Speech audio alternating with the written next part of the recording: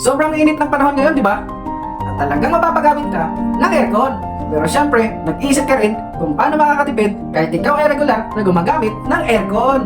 Kung gusto mong makatipid sa kuryente at sa maintenance, kahit ikaw ay gumagamit ng aircon, panoorin mo ang video na ito. Alam mo ba na napaka-basic lang, simple ang gagawin mo para ikaw ay makatipid sa maintenance at kuryente kahit ikaw ay gumagamit ng aircon. Kahit hindi ka technician, kayang-kaya mo itong gawin. Basta sundin mo lang at gawin mo ang sasabihin ko. Tinitiyak ko sa'yo na makakatipid ka ng bonggang-bongga! Ang pinaka number 1 secret tipid hack na gagawin mo sa iyong aircon ay ang paglilinis ng air filter. Oo, tamang narinig mo, air filter.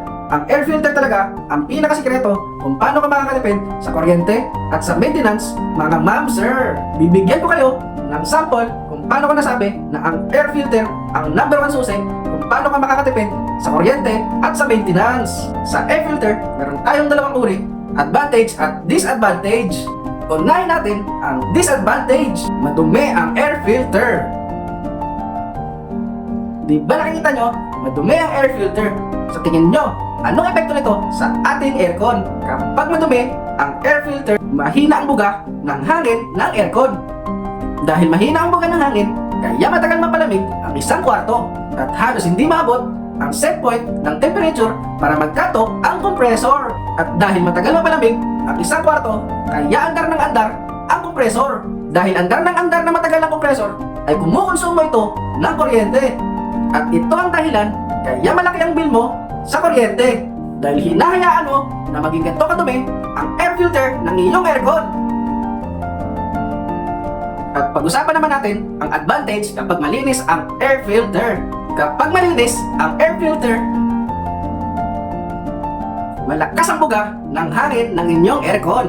Dahil malakas ang hangin, mabilis mapalamig ang isang kwarto at naaabot ang set point ng temperature para mag-cut off ang compressor. At dahil mabilis mapalamig ang isang kwarto, mabilis din nakakapagpahinga at nagka-cut off ang compressor. Dahil nagka-cut off ang compressor, ito ang pinakamagandang sign na nakakatipid ka sa kuryente. Di ba? Air filter lang ang i-maintain mo at makakatipid ka na sa kuryente at maintenance. Kung regular kang gumagamit ng aircon, nire-recommenda ko na twice a week ka maglinis ng air filter. Dahil sa paglilinis ng air filter, makakatipid ka na, maiiwasan pa ang malalang gastusan. Tayong technician lang po ha. Hanggang sa muli, grabe talaga!